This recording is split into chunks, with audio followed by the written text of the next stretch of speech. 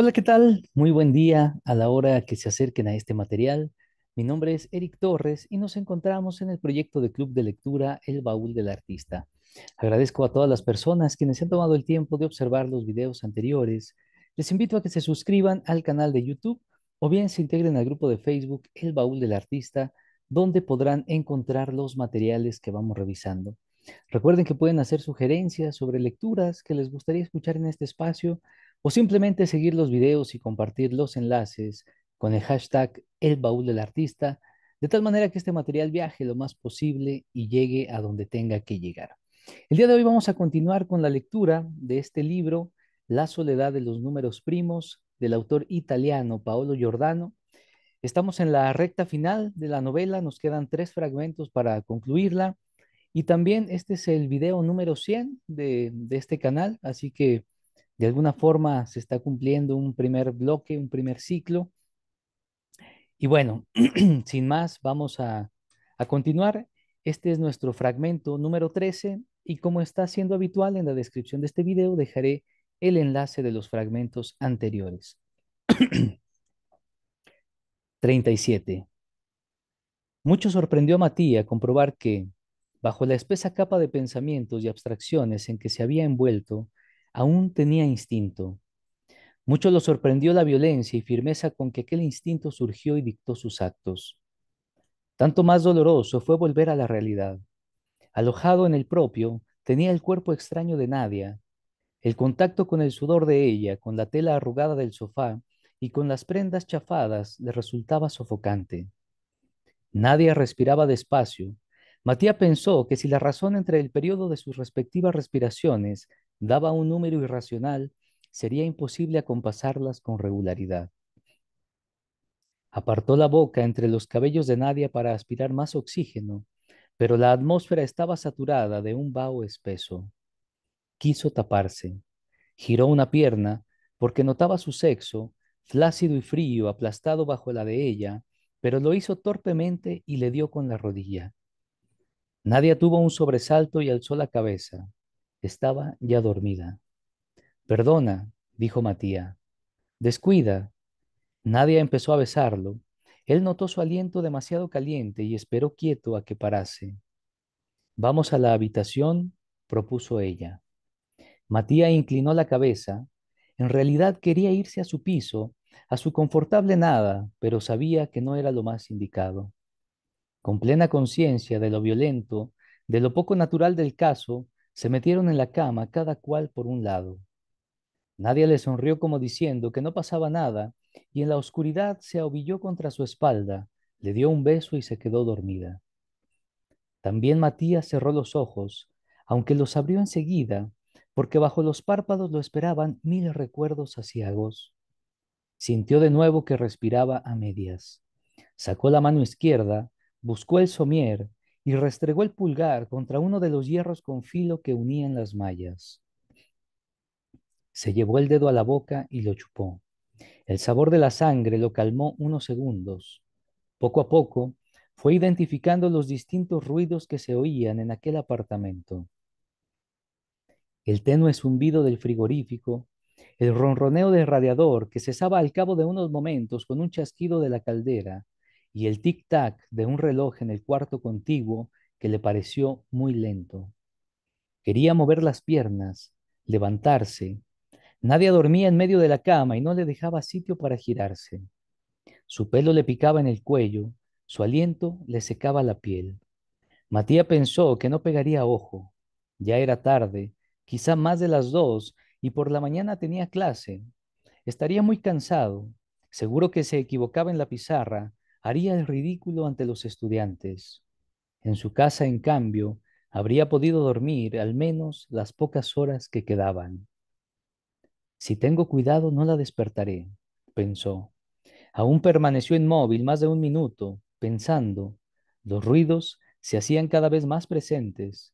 De pronto lo sobresaltó el chasquido seco de la caldera y decidió irse. Con un lento movimiento logró liberar un brazo del de Nadia. Ella lo notó y sin despertarse se removió como buscándolo. Matías se incorporó, apoyó un pie en el suelo, luego el otro. Al levantarse, el somier chirrió un poco.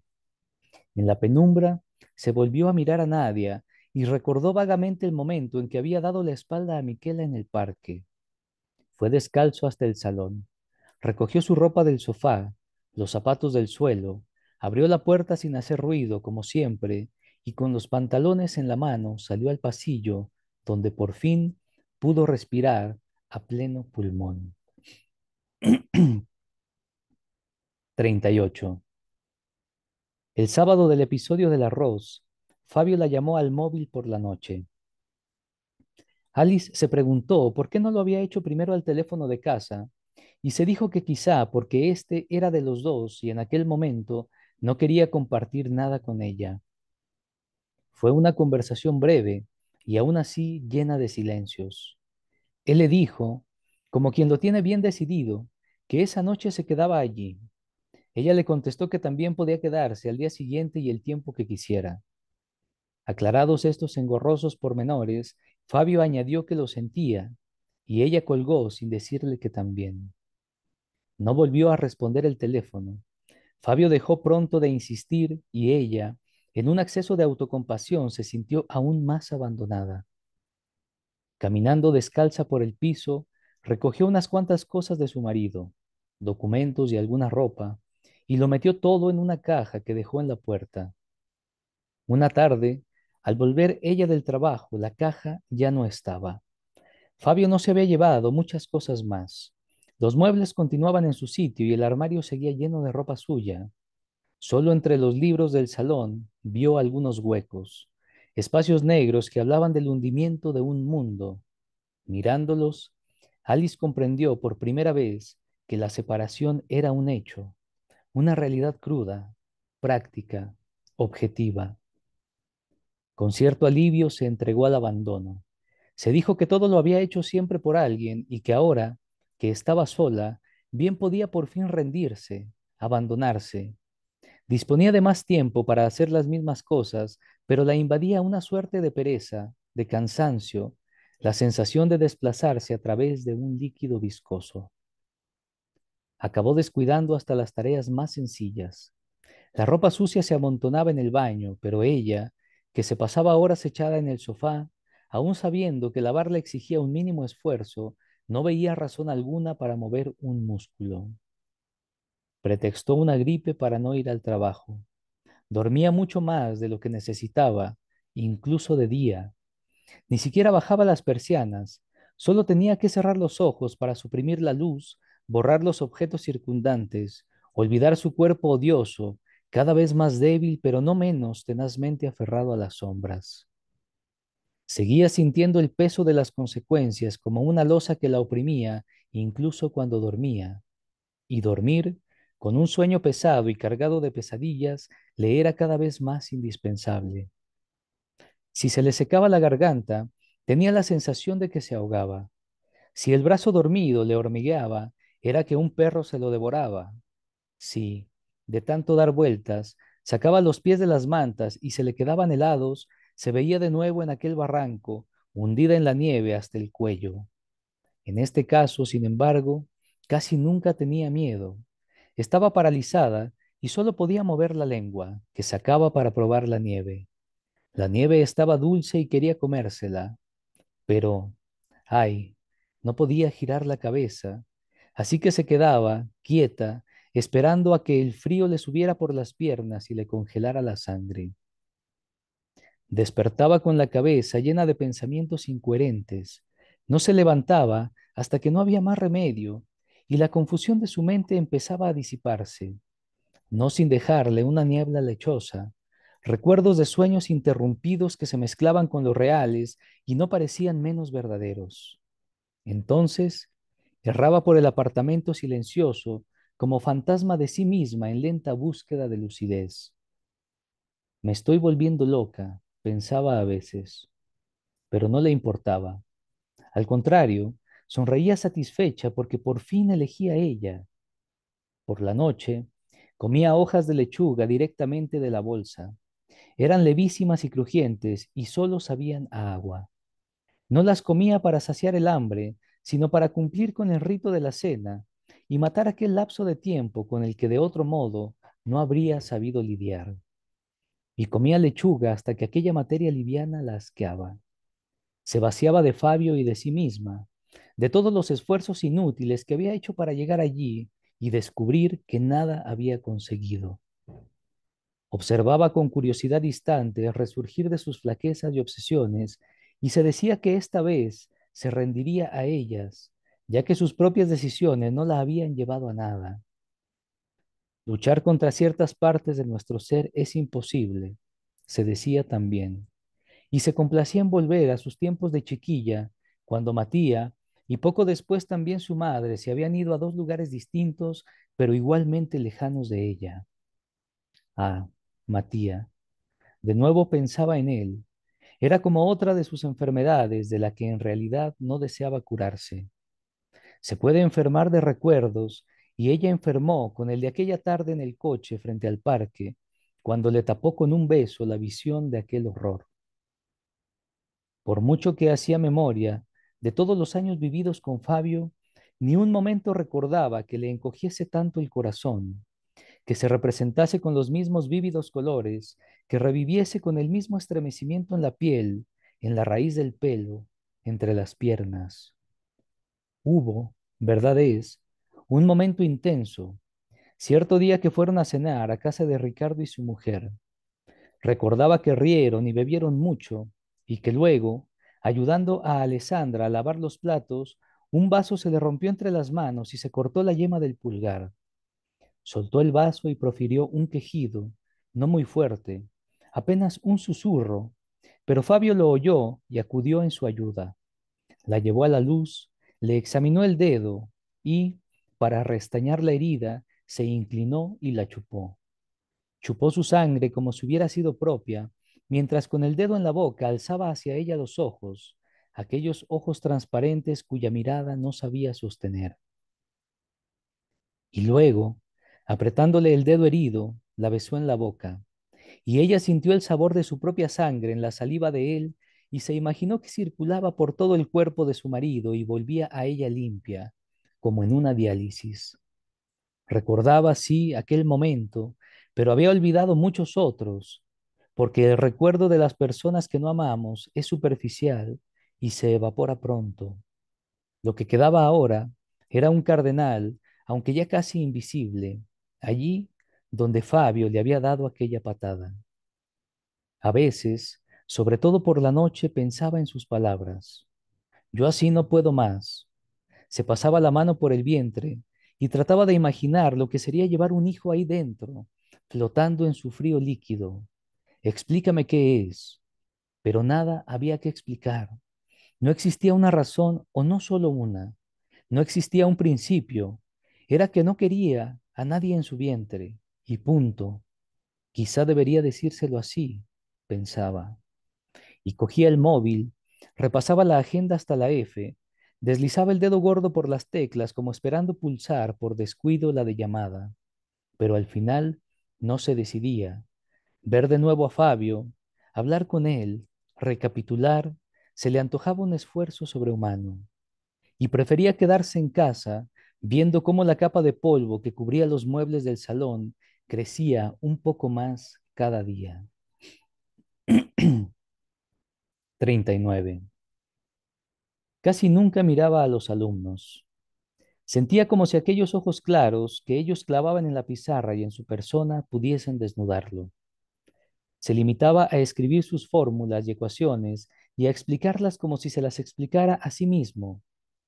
En aquella aula enorme, desproporcionada, la docena de estudiantes de cuarto curso que asistían a sus clases de topología algebraica se sentaban en las tres primeras filas, más o menos en los mismos sitios de siempre, dejando uno vacío en medio, como él mismo hacía cuando iba a la universidad, aunque ninguno de aquellos alumnos se reconocía en absoluto. En el silencio reinante, oyó al fondo la puerta del aula que se cerraba, pero siguió con su demostración sin volverse. Solo cuando hubo acabado y repasaba una página de apuntes que en realidad no necesitaba y ordenaba los folios, notó que una nueva silueta ocupaba el margen superior de su campo visual. Alzó la cabeza y vio a Nadia sentada en la última fila, vestida de blanco y con las piernas cruzadas. No lo saludó. Matías fue presa del pánico, pero, disimulando, pasó a explicar el siguiente teorema. Pronto perdió el hilo y se excusó para consultar los apuntes sin lograr concentrarse. Entre los estudiantes se levantó un murmullo de extrañeza, pues era la primera vez en todo el curso que veían dudar al profesor. Retomó la demostración y la completó de una tirada, deprisa, torciéndose hacia abajo cada vez más a medida que se acercaba al borde derecho de la pizarra. Las dos últimas ecuaciones tuvo que escribirlas comprimidas en la esquina de arriba porque no le quedaba espacio. Algunos estudiantes tuvieron que inclinarse hacia adelante para ver los exponentes y subíndices que se confundían con los números circundantes. Y aún faltaba un cuarto de hora para acabar la clase cuando Matías dijo, OK, I see you tomorrow. Dejó la tiza y se quedó mirando cómo los alumnos, un tanto perplejos, se levantaban, se despedían con un ademán y salían del aula. Nadie seguía en su sitio, en la misma postura, y nadie pareció fijarse en ella. Se quedaron solos, parecían lejísimos uno de otro. Nadie se levantó al mismo tiempo que él echaba a andar hacia ella. Se encontraron a mitad del aula y se detuvieron a más de 1 metro de distancia. Hola, dijo él. No pensaba. Ya, lo atajó ella, mirándolo con decisión. Ni siquiera nos conocemos. Siento haberme presentado aquí.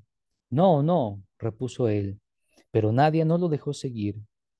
Al despertarme y no verte, al menos podría saber, se interrumpió. Matías hubo de bajar los ojos porque le escocían, como si hubiera estado sin parpadear un buen rato. Pero da igual, prosiguió ella. Yo no voy detrás de nadie, ya no tengo ganas. Le tendió un papel y Matías lo cogió. Este es mi teléfono, pero si decides usarlo, no tardes mucho. Los dos miraron al suelo. Nadie hizo amago de adelantarse. Llegó a levantar los talones, pero al final dio media vuelta. Adiós. Matías carraspeó sin decir nada. Tuvo la impresión de que hasta que ella llegara a la puerta pasaría un tiempo infinito, infinito y aún así insuficiente para decidir, pensar algo. Nadia llegó a la puerta, se detuvo y dijo, no sé lo que es, pero me gustas. Y se marchó. Matías miró el papel. Solo había un nombre y una serie de cifras, la mayoría impares. Volvió a la cátedra, recogió sus cosas, pero no salió del aula hasta que fue la hora. En el despacho, Alberto estaba hablando por teléfono con el auricular entre mentón y mejilla para tener las manos libres. Saludó a Matías enarcando las cejas. Cuando colgó, se reclinó en el asiento, estiró las piernas y le preguntó con una sonrisa cómplice. ¿Qué? Ayer trasnochamos, ¿eh? Matías evitó mirarlo y se encogió de hombros. Alberto se levantó, rodeó la silla de su amigo y le sacudió los hombros como un entrenador a un púgil. A Matías no le gustaba que lo tocasen. Entiendo, no te apetece hablar. All right, then. Cambiemos de tema. He redactado un borrador del artículo. ¿Quieres verlo? Matías asintió. Empezó a tabalear sobre la tecla 0 del ordenador en espera de que el otro le quitara las manos de los hombros. Algunas imágenes de la noche anterior, las mismas de siempre, cruzaron por su mente como débiles destellos. Alberto volvió a su silla, se sentó pesadamente y empezó a buscar el artículo entre un montón de papeles. Por cierto, ha llegado esto para ti, y lanzó un sobre a la mesa de Matías, que lo miró sin cogerlo. Su nombre y la dirección de la universidad aparecían escritos con una espesa tinta azul que seguramente había atravesado el papel. Los dos palotes de la M de Matías estaban unidos por un trazo cóncavo que, arrancando del primero sin tocarlo, bajaba suavemente hasta el segundo. Una sola raya horizontal servía de barra de las dos T y en general todas las letras estaban algo inclinadas y como montadas unas con otras.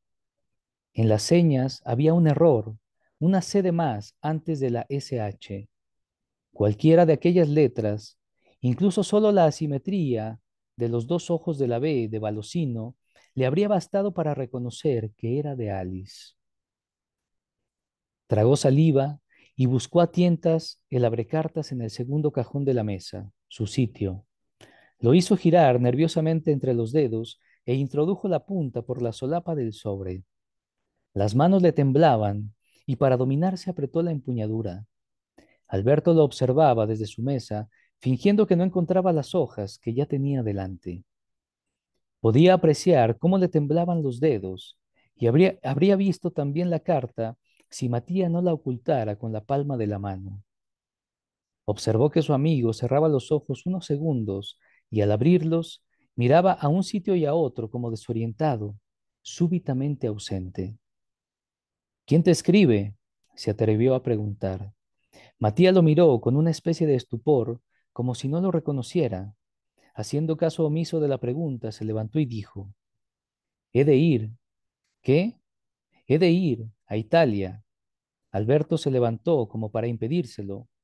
Pero, ¿por qué? ¿Qué pasa? Se acercó instintivamente y quiso leer la carta, pero Matías la protegía contra el estómago, como si fuera un secreto. Tres de las cuatro esquinas blancas sobresalían entre sus dedos, dejando suponer que era un papel cuadrado. Nada más. No lo sé, contestó, y ya tenía un brazo metido en la manga del abrigo. Pero he de ir. ¿Y el artículo? Cuando vuelva. Entre tanto, sigue tú. Y se fue antes de que Alberto pudiera protestar. 40. El día que Alice volvió al trabajo, llegó casi una hora tarde. Había apagado el despertador sin llegar a despertarse y luego hubo de prepararse muy lentamente, pues cada movimiento le costaba un esfuerzo sobrehumano. Crozza no la reprendió, lo comprendió todo con solo verle la cara. Estaba demacrada y sus ojos, que parecían desorbitados, estaban como ausentes, velados por una funesta indiferencia. Al entrar dijo, aunque sin intención de excusarse realmente, perdone el retraso. Crozza volvió a una página del periódico y miró el reloj. Hay que revelar unos carretes para las 11, respondió. Las tontadas de siempre. Carraspeó y levantó más el periódico, pero de reojo observó a Alice. La vio dejar el bolso donde siempre, quitarse la chaqueta, sentarse ante la máquina. Se movía despacio, con sumo cuidado, lo que delataba su esfuerzo porque todo pareciera normal. Se quedó ensimismada unos segundos, la barbilla apoyada en una mano, hasta que al fin, retirándose el pelo detrás de las orejas, decidió comenzar. Crozza consideró su extrema delgadez, que ella disimulaba bajo un suéter de algodón de cuello alto y unos pantalones más bien holgados, pero que se saltaba a la vista en sus manos y aún más en su cara. Y se sintió rabiosamente impotente por no pintar nada en su vida cuando ella era como una hija, la hija que nunca tuvo. Hasta la hora de comer trabajaron sin hablar, comunicándose cuando era necesario mediante gestos con la cabeza. Después de tantos años allí dentro, obraban, se movían y se repartían el espacio de manera ágil y casi automática. Bajo el mostrador, la vieja Nikon todavía seguía en su estuche negro y a veces se preguntaban si aún funcionaría. Podemos ir a comer a... sugirió el fotógrafo. Lo siento, interrumpió Alice, pero he quedado... Él inclinó la cabeza pensativo. Si no te ves con ánimo, esta tarde no vengas. Como ves, no hay mucho que hacer. Alice lo miró alarmada y fingiendo que ordenaba unos objetos sobre el mostrador, unas tijeras, un sobre de fotos, un bolígrafo y cuatro segmentos iguales de un rollo de película, pero en realidad cambiándolo solo de sitio, repuso. No, ¿por qué lo dices? Yo... ¿Cuánto tiempo lleváis sin veros? La atajó Crozza. Ella tuvo un ligero sobresalto y metió una mano en el bolsillo, como para protegerla. Unas 3 semanas. Crozza asintió y se encogió de hombros. Ven conmigo. ¿Eh? Que vengas, repitió él, más resuelto. Alice se lo pensó, pero hizo caso. Cerraron la tienda El colgante de la puerta tintineó un instante en la penumbra. Se dirigieron al coche de Crozza, él caminando despacio para amoldarse al fatigoso paso de ella, pero procurando que no se le notara. El viejo Lancia arrancó al segundo intento y el fotógrafo masculló una blasfemia. Recorrieron la avenida casi hasta el puente. Luego giraron a la derecha y siguieron una calle que bordeaba el río. Cuando Crozza se pasó al carril de la derecha y encendió el intermitente para tomar la calle del hospital, Alice se puso tensa y preguntó, ¿A dónde vamos? Crozza aparcó delante de un taller que tenía las persianas medio bajadas. Justo al otro lado de la calle se entraba a urgencias. No es asunto mío, dijo sin mirarla, pero tú vas a entrar ahí. Que te atienda Fabio u otro médico, me da igual. Alice se quedó mirándolo mientras el desconcierto inicial daba paso a la rabia. La calle estaba silenciosa. La gente comía en su casa o en los bares. Las hojas de los plátanos se agitaban silenciosamente. No te veía así desde... El fotógrafo dudó. Desde que te conocí. Alice se preguntó por el significado de aquel así, que le sonó funesto, y quiso mirarse en el retrovisor, aunque no llegó a verse porque el espejo estaba orientado para reflejar el flanco derecho del coche. Sacudiendo la cabeza, abrió la portezuela y se apeó. Cerró con un portazo y sin volverse, echó a andar a paso ligero en dirección contraria al hospital. Se alejó lo más rápido que pudo de aquel lugar y de la impertinencia de Crozza, pero a los 100 metros tuvo que parar. Le faltaba el aire y la pierna le dolía, le daba punzadas como pidiendo clemencia. Era como si el hueso se le hubiera roto de nuevo y le penetrara en la carne. Descansó todo el peso en la pierna derecha y, manteniendo a duras penas el equilibrio, se quedó apoyada contra una áspera pared. Esperó a que el dolor remitiera, a que la pierna volviera a ser el objeto insensible que siempre era, y a recobrar el aliento. La sangre le zumbaba en los oídos, pese a que el corazón parecía latir sin fuerza, cansinamente. Que te atienda Fabio u otro médico, le repetía la voz de Crozza. ¿Y entonces qué pasaría? Se preguntó. Dio media vuelta y se encaminó al hospital, sin saber muy bien por qué. Su cuerpo le dictaba el rumbo como por instinto. Los transeúntes que venían por la acera se apartaban, porque Alice, sin darse cuenta, se tambaleaba un poco. Incluso, alguno se paró por un momento, dudando si ofrecerle ayuda. Entró en el patio del hospital sin recordar que por allí mismo había paseado muchas veces con Fabio. Se sentía como si no tuviera pasado, como si se hallara de pronto en aquel lugar sin saber cómo. Estaba cansada, con ese cansancio que es simple vacío. Subió la escalinata haciéndose del pasamano y se detuvo ante la puerta. Solo quería eso, llegar allí, que las puertas correderas se abrieran y, antes de reunir valor para irse, esperar unos minutos. Era como dar un empujoncito a la casualidad, presentarse donde Fabio se encontraba y ver lo que ocurría. No haría lo que decía Crozza, ni escucharía a nadie, ni admitiría que en el fondo esperaba encontrarlo. Nada ocurrió. Las puertas automáticas se abrieron y al dar ella un paso atrás se cerraron. ¿Qué esperabas? Se dijo. Pensó en sentarse y descansar un momento. Su cuerpo, sus nervios, le pedían algo a gritos, pero ella no quería escucharlos. Iba a desistir cuando oyó que las puertas se abrían de nuevo. Alzó los ojos por reflejo, segura de que ahora sí era su marido. Pero en lugar de Fabio, quien apareció en la puerta, cuyas hojas permanecieron abiertas, fue una chica. Su presencia había activado el sensor, pero no salía. Estaba quieta alisándose la falda. Al cabo hizo lo que Alice. Retrocedió un paso y las puertas se cerraron. Alice la observó, intrigada. Vio que no era tan joven, probablemente de su edad. Tenía el tronco un poco inclinado hacia adelante y los hombros muy encogidos, como si no hubiera espacio. Algo en ella le resultó familiar. No sabía qué. Quizá su expresión, pero por más que lo intentaba, no acertaba. Entonces, la joven hizo lo mismo de antes. Dio un paso al frente para que se abrieran las puertas, se detuvo juntando los pies y al poco retrocedió. Y en ese momento alzó la cabeza y sonrió desde el otro lado del cristal. Alice sintió un estremecimiento que le recorrió vértebra a vértebra la espalda y se perdió en la pierna coja. Se quedó sin habla. Conocía a alguien con aquella misma sonrisa que arqueaba el labio superior y dejaba al descubierto los dos incisivos sin que el resto de la boca se moviera. No puede ser, se dijo. Se acercó para ver mejor y las puertas se abrieron. La chica pareció contrariada y la miró con ceño.